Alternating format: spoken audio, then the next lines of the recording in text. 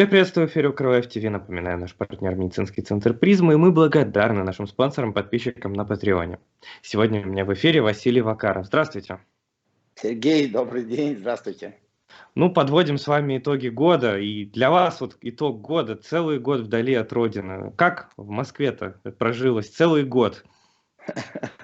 Но если быть точнее, то не целый год, а 9 месяцев или около того, потому что действительно, когда наступила эта проблема с пандемией, с ковидом, я фактически не выезжал отсюда. Кстати, пределы Москвы тоже не покидал, потому что все вот эти ограничения, которые были весной, связанные с QR-кодами и вообще передвижениями, летом стало как бы попроще, но не было такой надобности, знаете, чтобы выезжать где-то. Так что могу сказать вам, что сейчас вот уже смеркает, вечереет в Москве, температура минус 4 градуса, такая настоящая зима в Москве, то есть много снега. Детки катаются на санках, работают, ну, скажем, несколько, по крайней мере, здесь, где я сейчас нахожусь, 3 катка залиты, поэтому детям есть где кататься, резвиться. И вообще, что касается парков, скверов и таких мест, знаете, общего пользования, отдыха, я имею в виду в первую очередь, именно в Москве, не буду говорить за всю Россию, здесь все замечательно, здесь все работает, функционирует, работает, то есть все прекрасно. Ну, а давайте поговорим теперь об общественно-политической погоде в Москве. Да. Ну и в России в целом. Знаете, я бы хотел начать с того, что фактически вакцинирование, то есть вот это вот у нас же проблематика, да, пандемия, это проблематика не только в Украине, не только в России, а во всем мире, но вот вопрос вакцинирования или доставки вакцины, а в Москве уже этот процесс идет полным ходом, а вот с начала этой недели тут же есть ограничения по возрасту, возрастной ценз, то есть теперь уже могут вакцинироваться и люди 65+, а ранее вакцинировались люди по профессиям, то есть, скажем, медики, военные, педагоги. Кстати, сотрудники СМИ тоже уже вакцинируются полным ходом. Поэтому вакцинирование происходит во всей России, вакцинирование происходит в Москве. Москва, мне кажется, что даже идет опережающими темпами. Хотя вот крайнее исследование буквально вчера вышло, сегодня я ознакомился детально, центр Левада или Левада-центр опубликовал исследование, согласно которому больше половины россиян все-таки не хотят вакцинироваться или боятся вакцины. То есть вот такая вот ситуация. В России есть своя вакцина, уже есть, действительно. Есть, говорят, еще не одна, а еще 2 вида отдельных. Но я, по крайней мере, говорю о спутнике Ви, или как его называют, спутник Победа, как недавно его расшифровали. Так вот, около половины граждан Российской Федерации не хотят вакцинироваться или боятся. Но, собственно говоря, проблематика, если мы говорим об общей политическом климате российской, я бы после вакцинации обратил внимание на то, что, собственно говоря, с сентября этого года, с сентября 2020 года в Российской Федерации начался новый политический сезон. Этот политический сезон закончится в сентябре следующего года выборами в Государственную Думу. И независимо от проблем, скажем, общемедицинского характера, связанных с ковидом, с пандемией, политическая жизнь в России бурлит. Фактически все политические силы стартовали в этой избирательной гонке. Видны действия и заявления коммунистов, ПР, «Справедливой России». Естественно, работают политтехнологи уже «Единой России». Работает ЦИК. Говорят о том, что Думу, напомню, в сентябре следующего года будут задействованы механизмы и, скажем, не только того, что было уже испробовано в России во время общенародного голосования по изменениям Конституции, то есть в некоторых регионах было онлайн-голосование. И вот это вот онлайн-голосование скорее всего, будет применяться, но уже не только в 2 регионах, а в 6-8 регионах. Ну, идут постоянно какие-то информационные вбросы, связанные с подготовкой к выборам. Вот это, пожалуй, если говорить о такой внутренней политической ситуации в России с профессиональной точки зрения, то есть в России готовится к выборам в Государственную Думу. Как бы мы в Украине не относились критически к тому, что происходит в России, поверьте мне, что политическая жизнь здесь есть, конкуренция есть. Не знаю, насколько объективно высвечивает те или иные средства массовой информации то, что происходит здесь, но внутри, если читать всю прессу, в том числе и телеграм-каналы, и беседуя с экспертами, политиками, политологами, политтехнологами Российской Федерации, я вижу, что работа идет, штабы разворачиваются, конкуренция будет. Но хотя бы, знаете, конкуренция по-российски, я бы так сказал, потому что Единая Россия ставит вопрос, ставит цель получить максимум голосов. Естественно, Владимир Жириновский хочет получить как минимум 2-е место. Кстати, вчера буквально на эфире «Воскресного вечера» у Владимира Соловьева Владимир Жириновский сказал, что в 2024 году он будет баллотироваться в президент Российской Федерации. То есть он это сделал, заявление. Мало того, Жириновский сказал, что вот этот пул, ну скажем, путинский пул, там 8-9 кандидатов, куда, со слов Жириновского, уходит господин там Лавров, Шойгу, Медведев, ну и так дальше. То есть Матвиенко, ну, он называл перечень вот этих ребят, которые, Володин. Так вот он говорит, что вот это один пул, но это будет один кандидат, Путин или кто-то. А вторым кандидатом альтернативным буду я. Так что вот видите, уже есть даже заявление Жириновского о том, что он хочет быть кандидатом в президенты в 2024 году, на выборах, которые будут. Что еще примечательно?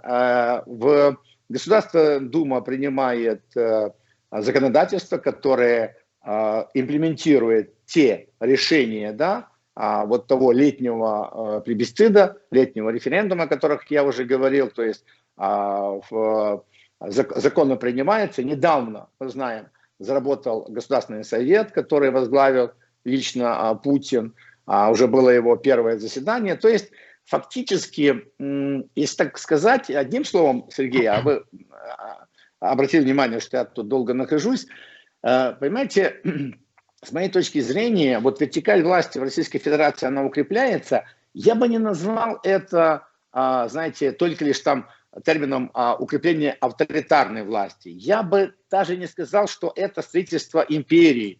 Ну, я не могу сказать, что, например, Владимир Путин стал императором, да, то есть он и председатель, он и президент, он и председатель Госсовета. Ну, то есть он здесь, естественно, царь и бог, но все-таки мода идет не название императора, а все-таки он возглавил Госсовет. То есть мода дует, ветер моды, ветер перемен дует все-таки с Китайской Народной Республики. Знаете, вот есть великий Си, председатель Госсовета, вот теперь есть великий Пу, тоже председатель Госсовета Российской Федерации. Ну, так, немножко с юмором, но, собственно говоря, без юмора здесь тяжело анализировать ситуацию, тяжело находиться в кругу политической жизни Российской Федерации, потому что здесь все устроено очень по-особенному, очень не совсем понятно. Я даже скажу так, что людям, которые находятся долго уже в политике, вот и те, к примеру, такие,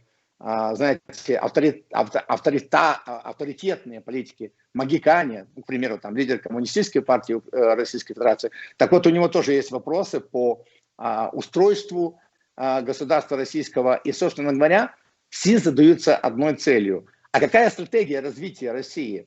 То есть, независимо от того, что есть Госсовет, есть президент, есть премьер-министр, есть Сенат, есть Госдума, все вроде бы работают, у них есть планы национального развития, но все это, как говорят российские политики, ковид сломал всю вот эту работу, всю вот эту деятельность, поэтому нужно перестраивать, нужно пересматривать свои цели, и самое главное, определиться Россия должна, все-таки каковы стратегические цели Российской Федерации до, по крайней мере, хотя бы до среднесрочной перспективы, до 2030 года. То есть куда Россия идет, куда она движется, что она будет делать с соседями, какие вопросы она будет и как она будет решать в ближайшем окружении, то есть со странами СНГ, какие отношения с европейскими странами, собственно говоря, с Китаем, это будет стратегический партнер, это будет союз, что делать с Соединенными Штатами Америки. То есть на все вот эти вызовы пока что я слышал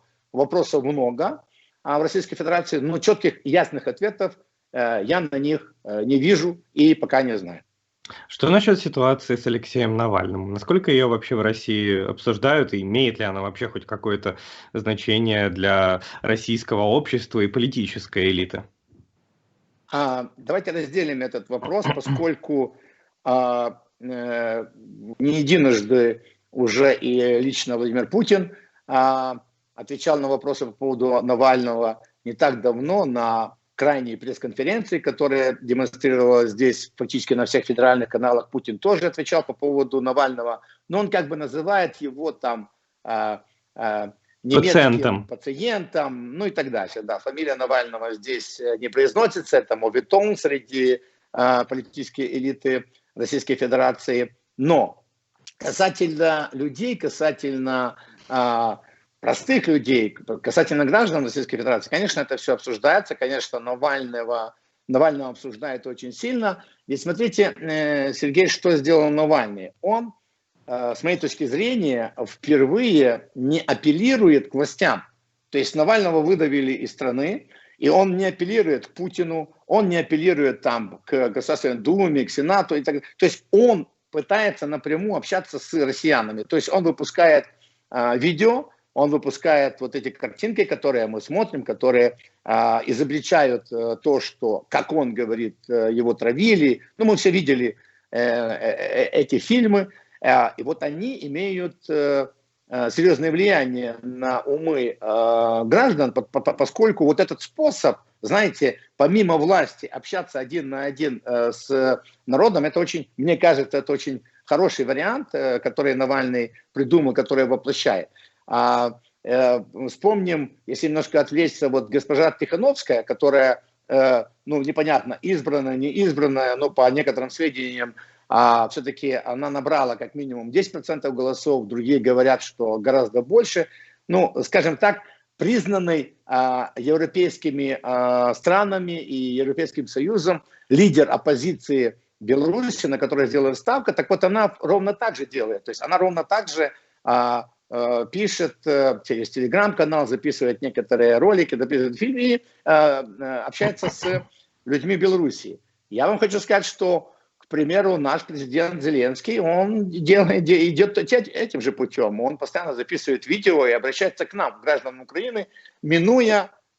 Но тут другое дело, что господин Зеленский, наверное, не доверяет своему окружению, не доверяет своим чиновникам, не доверяет своему аппарату, поэтому он коммуницирует напрямую с гражданами Украины. Так вот, вернемся к Навальному. Навальный действительно популярен здесь среди граждан.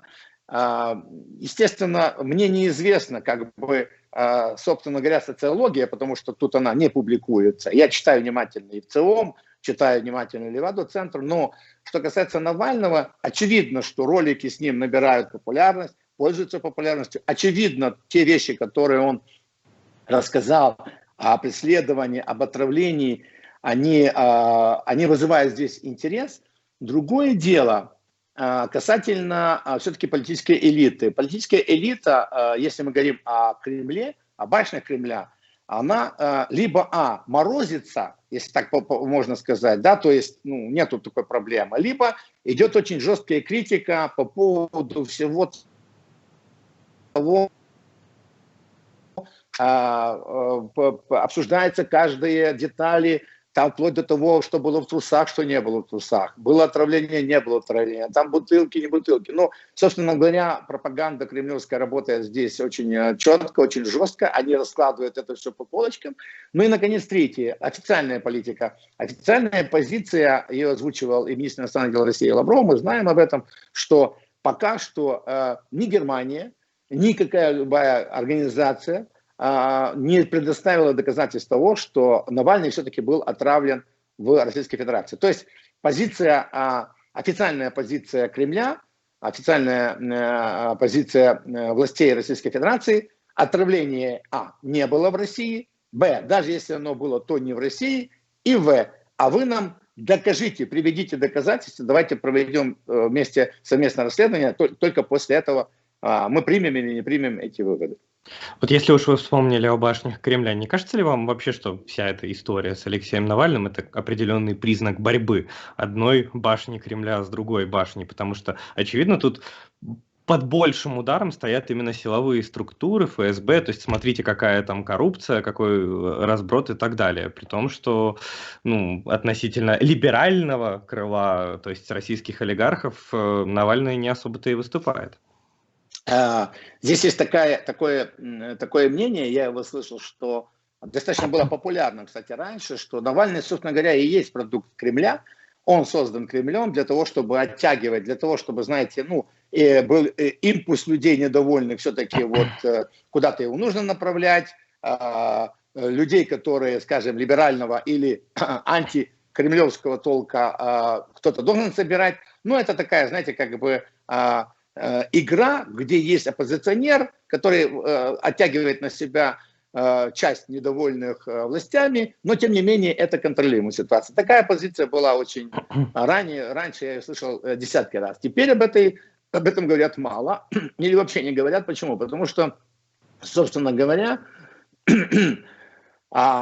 даже те скептики, которые не верят, что было отравление, тем не менее, они же мне говорят, что, знаете, Василий, у нас бардака в спецорганах гораздо больше, чем в любых других органах. То есть конкуренция, подстава, работа одних силовиков против других, слабая координация деятельности, собственно говоря, и могла привести к тому, что на сегодняшний день, или привела к тому, что на сегодняшний день я только слышал официальную реакцию ФСБ Российской Федерации, что все это, что Навальный рассказывает, это все неправда, это все инсинуации, это все, как сказал Владимир Путин, легализация деятельности иностранных спецслужб на территории Российской Федерации. Вот это понимаете, Сергей, здесь очень тяжело обсуждать эту тему, потому что если Путин высказался по поводу этого, то все остальное, какие-то особенно и правоохранительные органы, и силовики, и любые политики, они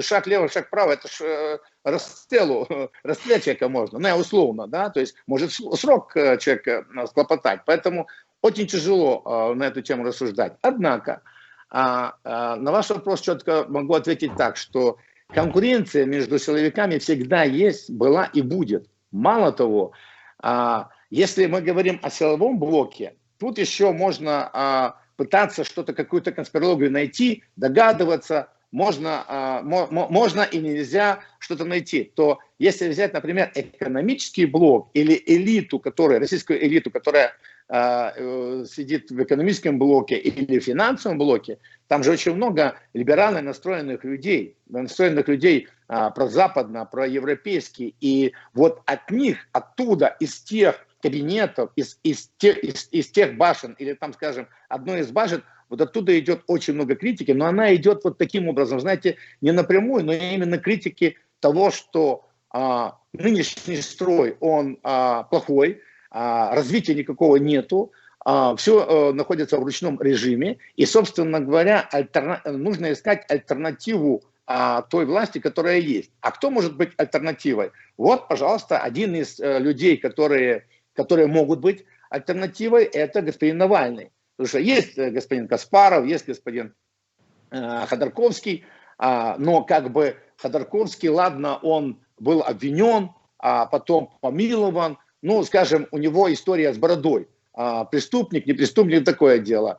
Господин Каспаров все-таки ментально, кто бы что ни говорил, но он не русский человек. Он россиянин, да, но он не русский. А вот Навальный, он россиянин, он русский, он здесь жил. Даже каких-то экономических преступлений за ним нету, или каких-то серьезных. То есть он действительно может в перспективе стать руководителем страны или занять какую-то должность, влиятельную должность в Российской Федерации. Поэтому мне кажется, что вот здесь переход, по крайней мере, переход от того мнения, что Навальный это вообще продукт Кремля, к тому, что Навальный это возможен, еще раз говорю, возможен один из лидеров, потому что пока нельзя говорить, что он лидер оппозиции, но он возможен один из лидеров оппозиции и в 24-м или в 30-м году, когда здесь будет проходить транзит власти, он может выстрелить, он может все-таки получить серьезную поддержку граждан Российской Федерации. То есть не Жириновский будет вторым кандидатом? Я думаю, что Владимир Вольфович, знаете, он как бы вечен. Он стартовал еще во времена Советского Союза, если мне память не изменяет. Но я просто сказал о том, что он сам заявил. Знаете, Жириновский сам заявил о том, что он будет вторым кандидатом. Алексей Навальный такого пока что я не слышал, чтобы заявлял. Но смотрите, Сергей, в чем отличие, скажем, наших СМИ и российских СМИ? Здесь говорят о Навальном, здесь говорят достаточно много, пишут достаточно много, но все-таки пишут в неофициальных СМИ. Пишут, еще раз говорю, в телеграм-каналах, пишут в каких-то других информационных агентствах. Но это, конечно, не пишет там официальные рупоры или официальная пресса. Они о нем либо ничего не пишут, либо пишут очень мало. И давайте еще поговорим о протестах в Хабаровске, потому что, насколько мне известно, люди до сих пор собираются на митинги, но, правда, уже особо и у нас, и в России какого-то информационного ореола здесь нет. То есть в этом и не видят и не Майдан, ну и не видят какой-то серьезной угрозы. Протесты продолжаются, вы правы. Они, конечно, не настолько собирают людей, как это было раньше, они малочисленны, но протесты есть. И, собственно говоря, мы не зря говорим об Жириновском, поскольку тот же Жириновский задавал вопрос недавно, вот как раз первое заседание Госсовета, когда было, да, первое, оно же крайнее, оно было в режиме онлайн, и каждый из лидеров фракции задавал Путину вопросы, то есть было общение. И Жириновский задал вопрос, в том числе и по бывшему губернатору Хабаровского края, ну, собственно говоря, действительно задавал вопрос. И на пресс-конференции задавали вопрос Путину. То есть смысловая в том, что до конца как бы власть говорит, да, бывший губернатор, он преступник, он убийца, нужно разобраться. Но это одно дело. Другое дело, что тот же Путин говорит о том, что да, действительно, есть люди, которые доверяли ему, есть люди, которые его избрали, и есть люди, которые до сих пор, ну, читай, это уже не Путин говорит, это я от себя добавляю, читай, недовольны тем, что, послушайте, мы избрали своего губернатора, и мы недовольны тем, что его арестовали, потому что его арестовали не за ту деятельность, которую он осуществлял в рамках власти, когда он стал губернатором. А это было там 20 лет тому назад, было, не было, не знаю. Если провести параллель, она, конечно, плохая, но вот господину Зеленскому задавали вопросы, и он говорит очень много о конфликте вокруг Конституционного суда или так называемом конституционном кризисе в Украине. Так вот, господин Зеленский рассказывал о встрече с Тупицким, руководителем Конституционного суда. А дальше есть еще вопросы по поводу Татарова, его заместителя главы офиса президента, как раз человека, который координирует деятельность правоохранительных органов. Мне знакома эта функция, мне знакома эта должность. Я дважды был исполняющий обязанность. Я знаю, что такое та должность, которую занимает господин Татаров. Это чиновник, да, высокопоставленный чиновник, который осуществляет координацию деятельности. Это очень важная функция. Так вот, когда Национальное антикоррупционное бюро и, скажем так, Соросята начали бить барабаны, что господин Татаров, он преступник, он совершил преступление, что на это публично ответил президент Украины Зеленский. Он сказал, что мы внимательно посмотрели на что сделал Татаров, и для меня, как для Зеленского, самым главным критерием есть что? Он это сделал, преступление, когда он находился в должности в офисе президента, или это было до? Это было до. Все, значит, мы тогда не отстраняем, мы его не увольняем, мы просто временно приостанавливаем его функции и говорим, иди разберись за прошлое. То есть я к чему говорю, что вот это, знаете, не с формальной точки зрения, а как политики реагируют на правонарушение или преступление того или иного чиновника. Вот Зеленский говорит, ага, даже ты, если приступил закон, я тебя пока не буду увольнять. Иди докажи, потому что, почему? Потому что это было до того, когда ты пришел со мной работать. Точно так же реакция граждан в Хабаровске, они говорят, даже если кто-то или человек, которого мы избрали, он и приступил закон, возможно, но он это сделал до того, когда был на должности губернатора. Понятное дело, что с формальной точки зрения все должно быть чисто прозрачно. Мне как юрист очень тяжело говорить, но самое главное ощущение у любого человека, гражданина, это ощущение справедливости или несправедливости. То есть власть поступает справедливо и несправедливо. Так вот, вот протесты в Хабаровске как раз характеризуются тем, что власть поступила несправедливо. Несправедливо по отношению, в первую очередь, избирателям. Они говорят, мы избрали этого человека, мы ему доверяем, мы здесь лучше знаем, мы на местах лучше знаем, а вы в центре плохо знаете. И вот тут вот этот кризис, пусть он, да, как вы правильно сказали, и у нас не Майдан, и здесь это не какие-то широкие протесты, но протесты есть, проблема не ушла, и как бы власти не говорили, проблема существует. Во что она превратится, как помните, будет ли из искр пламя воспламениться, никто не знает. Но конфликт не закончился, и поди знай, что будет там весной или летом следующего года. Не сыграют ли те или иные силы именно и на этом конфликте Хабаровске, и на подобных конфликтах, которые, безусловно, здесь есть. Вы уже упоминали несколько раз пресс-конференцию Путина. Как там что-то для вас было в плане новых сообщений, или по-прежнему все та же старая риторика, продолжение старой политики? Знаете, Сергей, у нас в Украине детально, по-моему, Дмитрий Джангиров недавно прошелся, поэтому у него был специальный выпуск по пресс-конференции. Достаточно много обсуждали у нас в Украине. Я не хочу повторять кого-то или повторяться. Скажу лишь главное, что на этой пресс-конференции, первое, было очень мало про Украину, что свидетельствует о том, что Украина скорее всего, как Путин сказал, как украинские власти интересуют здесь мало кого. То есть разделение произошло. Вот это украинские власти, а вот это вот Украина. То есть, читай, народ Украины. Это первое. И второе, когда Роману Цымбалюку не предоставили слово, я знаю Рому неплохо, я знаю его семью, и там же было два момента. Во-первых, был Роман, и был представитель из Донецка, барышня. То есть уже как бы на пресс-конференции Путина легально присутствовали два представителя из Украины.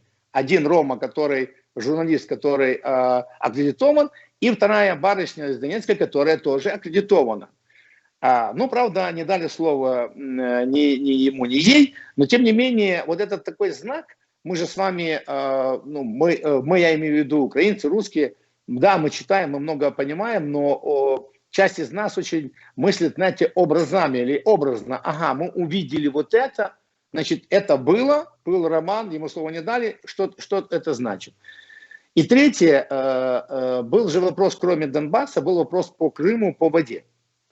То бишь, как бы такая, знаете, грубо говоря, отчуждение произошло или фиксация факта. Вот нам интересен Донбасс, мы с Донбассом будем наращивать отношения. Нам интересен Крым, мы будем делать какие-то технологии, будем думать, как все-таки опреснять морскую воду.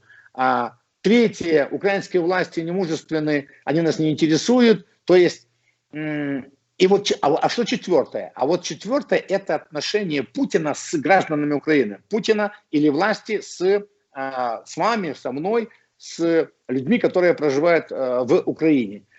Это плохой сигнал для меня, что главное я тогда услышал, я анализировал сразу по ходу, и, к сожалению, мои мысли подтвердились вчерашним высказыванием господина Пескова. Господин Песков, пресс-секретарь президента Российской Федерации, вчера на одном из федеральных каналов сказал, что Владимир Зеленский своим высказыванием в Польше, когда он понял Советский Союз и фашистскую Германию, сказал, что ровно обе эти государства виноваты в начале Второй мировой войны и поставил их на одно место, это было воспринято Владимиром Путиным очень болезненно. И с этого момента внутри для себя он принял некое решение. Решение, естественно, мы увидели в конце этого года, когда Путин отозвался так нелестно о Зеленском, назвал его нерешительным. И мы видим то, что господин Лавров не берет трубку и не разговаривает с господином нашим министром иностранных дел Кулебой, на что Кулеба жалуется. Ну и, наконец, крайний интервью «Фокусу» президента Украины Зеленского, когда Владимир Александрович сказал, что да, я могу позвонить Путину, но у меня нету тем для обсуждения. Слушайте, я гражданин Украины, я поддерживаю Украину, я поддерживаю господина Зеленского, но это чушь. Это не Зеленский, при всем уважении моем к нему, будет решать, Путин будет с ним разговаривать или нет. Мы же помним, как несколько лет тому назад Путин сказал, что я не буду брать трубку на звонки Порошенко. Вот это плохо. Вот это вот, понимаете, вот это личностное восприятие Путина Зеленского, невосприятие Зеленского, и через него, через невосприятие вообще украинской власти нынешней, да, заморозило все то, что было начато в 2019 году. Ведь вспомните, Сергей, мы в 2019 году у нас был нормандский саммит, у нас было Парижское соглашение, у нас был обмен удерживаемых. То есть была перспектива, была надежда, была перспектива. И дальше вот это все закончилось в июле месяце установлением перемирия, а все остальное вот оно не там. Любые потуги господина Ермака, господина Резника о чем-то договориться, что-то менять в контактной группе, они ни к чему не привели. Ни к чему не привели. И они, к сожалению, ни к чему уже не смогут привести, потому что здесь говорят о том, что принято решение. Какое? Я бы мог озвучить его, но оно звучит приблизительно так. С нынешней украинской властью Кремль не будет иметь никаких дел. Лично Путин не будет иметь никаких дел лично с Зеленским. Вот так говорят здесь. Возможно, мне кажется, что окно возможностей еще не закрылось, или форточка еще существует, но однозначно это высказывание Зеленского, другие высказывания и риторика, которую Владимир Александрович позволяет себе говорить, вот, по крайней мере, в декабре месяце, о том, что мы будем воевать на Донбассе до последнего, мы будем воевать с Крыма, мы будем мобилизировать. То есть военная риторика Зеленского свидетельствует о том, как раз, что он не смог ничего достичь дипломатическим способом, ничего не мог достичь, нету никакого прорыва политическим способом. Поэтому вот пошла какая-то нервная риторика о том, что если нас нападут, мы будем защищаться, мы будем до последнего, мы будем мобилизировать мужчин, женщин. Ну, мягко говоря, это риторика незрелого политика, не человека, который чувствует себя уверенным. Вот так я бы начал из пресс-конференции, завершил и все остальное заявление и свое ощущение тому, что происходит у нас сегодня. А если говорить об определенной аналогии Донбасса и Карабаха, то, может быть, Зеленский на это намекает, что вполне может просто устроить вот такой карабахский сценарий для того, чтобы перезаключить мирное соглашение. Ну, конечно, для этого потребуется проведение какой-нибудь военной операции. Сергей, понимаете, дело в том, что и Кравчук, и Зеленский, многие говорят публично, ну, Зеленский, по крайней мере, президент Украины, он же у нас отвечает по Конституции за внешнюю политику, он говорит о том, Владимир Александрович Зеленский говорит о том, что ему не нравится Минское соглашение. Он против Минских соглашений, по крайней мере, против этих пунктов. И он искренне хочет их поменять, заменить и так дальше. Ну, это мы слышим, понятное дело. Но когда я слышу Донецк и Луганск, они говорят, подождите, Минское соглашение – это компромисс, прежде всего, не только для Украины, это и для нас, то есть для Луганска и Донецка. Мы готовы были воевать дальше. А компромиссом стал как раз вот Минский процесс стал компромиссом войны, военных действий. Почему же вы, они говорят, в Донецке и Луганске, говорят, почему же вы в Украине думаете, что только вам не нравится Минское соглашение? Они и нам не нравятся. Российская Федерация же здесь, естественно, придерживается или поддерживает сторону ОРДЛО, но у нее мягче немножко риторика. В Российской Федерации мягче риторика, поскольку даже, например, министр обороны Российской Федерации господин Шойгу сказал, что воевать против Украины – это в страшном сне, я не могу себе это представить, чтобы это могло быть. И, по крайней мере, риторики, ну, понятно, там Жириновский, еще кто-то, есть такая риторика, но от военных, слава богу, я не слышу о том, что мы собираемся напасть на Украину и так дальше. Касательно Донецка, да, тут я могу с вами в части согласиться, что конфликт на Донбассе, он вялотекущий. Перемирие есть, слава богу. Это действительно слава богу. Слава богу, что жертв меньше. Это все приветствовать нужно. Но в любой момент этот конфликт может возгореться. С другой стороны, вот термин «любой момент», он тоже неправильный, поскольку, если мы сравним с Карабахом, мы же прекрасно понимаем, сколько Азербайджан готовился к разрешению этого конфликта военным путем. Он тратил деньги на закупку вооружения, он тратил деньги на обучение, он тратил деньги на закупление военной техники, то есть он тратил, и вот в один момент выждал, и была проведена операция. Я не вижу, мне неизвестно такие факты, чтобы Украина наращивала так мощно вооруженные силы, наращивала технику, наращивала то, что называется боеприпасы, или даже если мы говорим о производстве новых беспилотников, то его еще нужно наладить, поэтому не дай бог, еще раз говорю, но даже если военные вынашивают у нас какие-то планы, то это будет не в краткосрочной перспективе. С другой стороны, риторика, которая происходит и у нас, и в Донбассе, и в Российской Федерации, что вот эскалация, весь декабрь, конец ноября, декабрь в Луганске, Донецке заявляли, что вот мы точно нападем, мы точно нападем.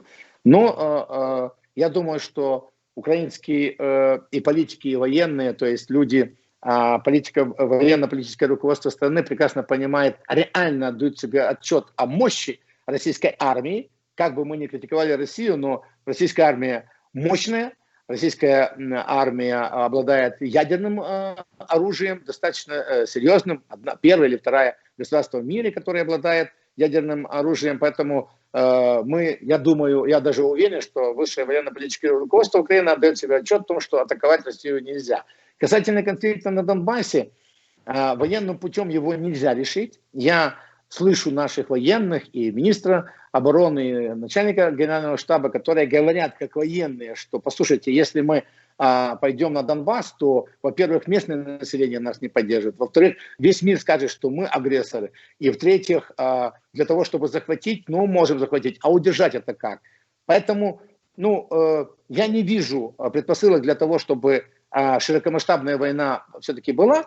Конфликты, к сожалению, могут быть, а вот провокации, и на основании этих провокаций дальнейшее, то, о чем можно мысль развить, дальнейшее как бы действия, знаете, Сергей, тогда мы можем говорить и о том, что есть российские военные на Донбассе, Россия милитаризировала Крым, мы даже не можем до конца знать, сколько и какие виды оружия есть российского в Крыму. Мы знаем, что есть российские военные и российские миротворцы в Приднестровье. Они тяжело пока по снабжению, по перебрасыванию, скажем. Мы видим сейчас риторику, которая происходит, к сожалению, у нас в Белоруссии, между Украиной и Белоруссией. То есть, поэтому давайте так задумаемся. Если говорить, не дай бог, если говорить о войне, то мы тогда можем быть окружены просто-напросто с разных сторон. Я думаю, что мы в Украине, наши политики все-таки надеются, хотя, мне кажется, зря, но надеются на помощь Соединенных Штатов Америки, считают, что вот Байден придет, порядок наведе. Мне кажется, что это так не будет. И знаете, что бы я хотел еще сказать, что все-таки, если чуть-чуть заглядывать в 2021 год, у нас в Украине в этом году прошли местные выборы. Да, у нас проблем много, но с политической точки зрения у нас не планируются выборы местные, вряд ли будут выборы досрочные президента или в Верховном Совете. То есть у нас с точки зрения политики должно быть спокойно в Украине. Я имею в виду без волнений. Мы должны зайти в 21 год, прожить его. Тем более уже, надеюсь, в Америке будет окончательно утвержден президентом тот, кто победил. Есть, правда, сомнения в том, что Байден победил, но система американская сама сработает без нашей помощи. Поэтому, скорее всего, Сергей, я думаю, что противостояние Соединенных Штатов Америки, если говорить ближе к нам, противостояние Соединенных Штатов Америки и Российской Федерации, или возможность каким-то образом договориться и решить вопрос за нас, вот здесь, в этой плоскости, можно делать прогнозы, можно строить отношения. А касательно Донбасса, чтобы закончить, в России очень серьезно обсуждается вопрос поставок вакцин на Донбасс, поскольку там проживают граждане Российской Федерации. В Луганске, Донецке до сих пор вакцинации нету. Сейчас обсуждается, по крайней мере, начали обсуждать в России, я это услышал не один раз, проблему того, что все-таки вот есть ОРДЛО, есть квазигосударства, ЛНР и ДНР, как они себя называют, но между ними граница, между ними таможня, между ними, то есть это отдельно квазигосударство ЛНР, отдельно ДНР, то есть у них там порядка не больше, чем было. И проблем, к сожалению, и в Луганске, и Донецке не меньше, чем было. А вы бы лично вакцинировались российской вакциной? Я веду здоровый образ жизни, тут, слава богу. Ну, иногда там насморк бывает. Но недавно я сдавал, у меня приятель заболел, здесь еще много людей болеют. Я общался с ними, знаете, вот, ну, для того, чтобы обезопасить себя, я сдал анализы, меня взяли, нет у меня ковида нету, но, к сожалению, и антител нету. На ваш прямой вопрос, вакцинировался бы я или нет спутником В? Да, безусловно. Если на то будет нужда и необходимость, я без раздумий вакцинируюсь той вакциной, которая мне будет ближе и доступнее. Ну и напоследок вопрос все-таки, какие возможны варианты развития американо-российских отношений? Потому что тут тоже как бы есть две такие доминирующие концепции. Ну, с одной стороны, Байден сам озвучивает определенную такую конкурентную риторику с Россией, а с другой стороны, истории тоже известны многие примеры, что именно демократы были сторонником перезагрузки отношений там, в свое время с Советским Союзом, потом и с Россией, и Байден все-таки представитель администрации Обамы, при которой была одна из таких масштабных перезагрузок, или же после событий 2014 года даже вот в Демократической партии уже не найдется сторонников такой концепции. Сергей, если говорить с учетом как бы наших интересов, то есть Украины, я бы отсюда стартовал в ответе на ваш вопрос. Нам удалось, президенту Зеленскому, при всей критике, удалось все-таки избежать того, нас, Украину, не разменяли или нас не разыграли до конца на выборах, президентских выборах между Трампом и Байденом. То есть мы не стали той разменной монетой. Помните, как нас втягивали, кто к нам приезжал, какие были провокации, но как бы нам удалось, скажем, не подставиться или не сильно подставиться под разборки, которые были между двумя этими гигантами. Напомню, лидер Демократической партии и лидер от Республиканской партии — это все-таки две политические силы, которые играют роль не только в Америке, а и во всем мире. Поэтому здесь нам повезло, мы не подставились. Теперь вопрос американо-российских отношений. Если мы вспомним историю, да, 2014 год, у нас же было очень много слухов и очень много очень серьезных экспертов, политиков говорили о том, что Украина стала разменной монетой между Западом и Россией. Собственно говоря, мы помним, как представители европейских стран заключали соглашение с Януковичем. Да, помните, вот буквально перед этими страшными днями в феврале месяце, потом эти были попраны. Значит, то есть была попытка договориться между Западом и Россией руками, естественно, ногами Украины, как же быть? Майдан расходится, досрочные выборы, ну и так дальше. Кто кого кинул, это уже такое дело. Дальше Крым. Вот в Крыму по-настоящему, и это многие и российские политики говорят, что был сговор между Соединенными Штатами Америки и Российской Федерацией по Крыму, и именно по этому сговору нашим политикам, Турчинову и другим, Запад давал по рукам, чтобы мы не рыпались и не отвечали военным путем. Поэтому я склонен к числу тех экспертов, которые говорят, что это был сговор, и мы Крым сдали России, потому что Соединенные Штаты Америки сказали, так нужно делать. Касательно Донецка, здесь пошло не так, и то здесь шло все как бы ни хорошо, ни плохо, пока люди, которые абсолютно ни в чем не повинны, я имею в виду пассажиры того злосчастного рейса, не попали под ракетный обстрел, и не случилось это страшное расстрел, убийство сотни ни в чем не повинных людей. Вот реакция на это событие, скорее всего, ну так цинично выглядит, и было применение санкций более жестких против Российской Федерации. Сегодня, к сожалению, Украина не играет той роли между Россией и США, которую она играла раньше. Не будет карта Украины в торге или в разборках, или в том, что называется геополитические сценарии на карте отношений между США и Российской Федерацией. Северный поток-2, Сирия, и самое главное, Сергей, Китай. Вот это самые главные козыри, которые будут разыгрывать между собой Россия и США.